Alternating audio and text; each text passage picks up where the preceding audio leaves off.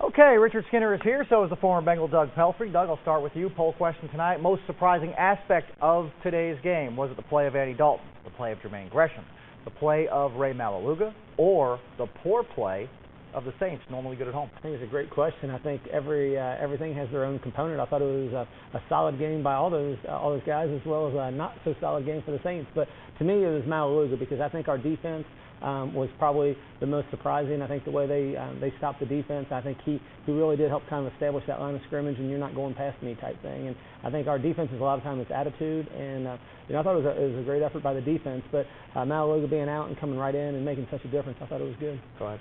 Usually Doug and I are on different pages. I thought Ray was great. I'm going to go with Ray as well. As much as you think Andy Dalton surprised me, because this is what Andy Dalton does. It's 3 good games and 1 bad game where everybody jumps off the ship. Yeah. Ray was so good sideline to sideline. I'm not sure I've seen him play a better game.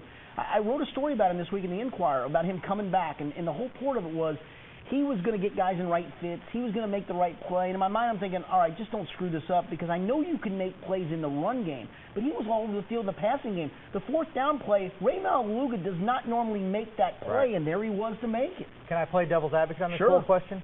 I'm going to go Andy Dalton, only because after the Saints scored to make it a 10-point game, he took them right downfield. Right. Boom, boom, boom. 3rd and 18 to A.J. Green.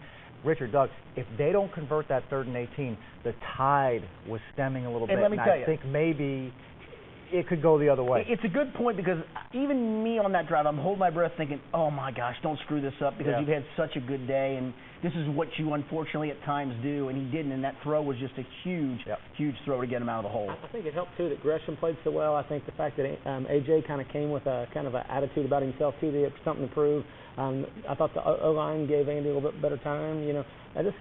Across the entire team, I think it was a good team win. I think I think everybody should breathe a kind of a sigh of relief. Plus, we picked up, now we're back in first place in the North. So it was a good day all in all. And now 7-9 might win the NFC South, which means a 7-9 team could be hosting the Packers in the first round of the playoffs. That would be funny. Which is ridiculous. All right, let's stick to the topic at hand, though, which of course is the Bengals today.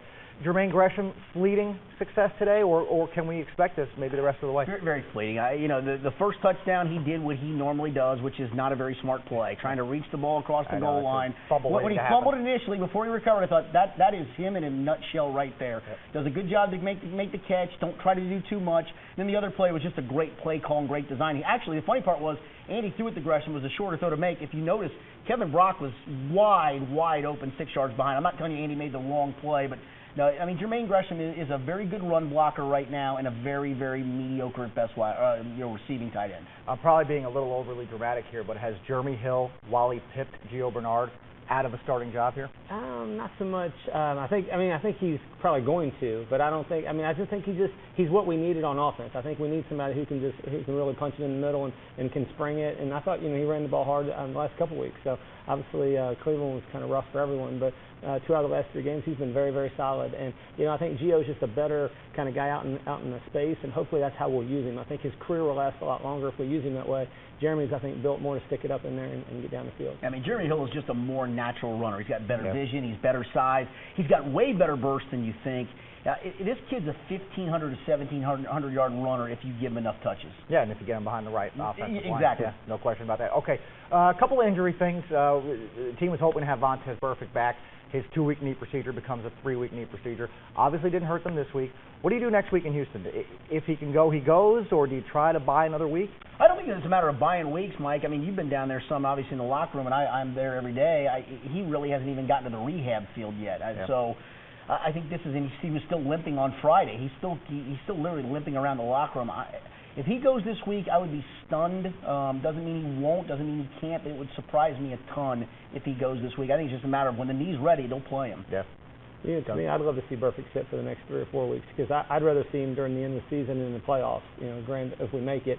I just think from his head injuries, I think he needs it. I think his body needs it. I think that's part of why you saw Malaluga play so well today. I think so too. That's he was great. fresh. Right. He's a banger, and I think you get to mid-season, you're wore out. And so to me, I think it's good. It's a good rest for him. I think it's a good rest for Gio. And I think this team, if we can clip a few more of these wins off, I think we're in really good shape. Yeah, you make a great point there, because Ray was fresh today. He was healthy. He played great as a result. So if you can buy some time with Vontaze, maybe unleash him once it's time to play Cleveland, Pittsburgh, Denver, Pittsburgh.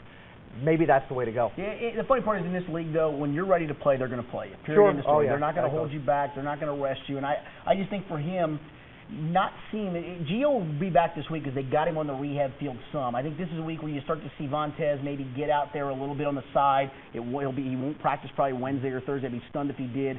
I think you're still looking at one more week for Vontaze, and then he's probably a full go. Does A.J. Green look now, probably, this is very quick, as healthy as he's going to look all season? I think he is, and I think he showed it today. I think they're, having a few weeks where people kind of disrespected him, the fact that he didn't get anything done against Joe Hayden last week, I think helps him too. I think coming down the home stretch here. And the extra time off, obviously, against Cleveland. I mean, the fact that he had some extra days helped him a ton. Yeah, that extra 3 days mini bye, it helped. Yep. Doug, Richard, thanks so much, guys.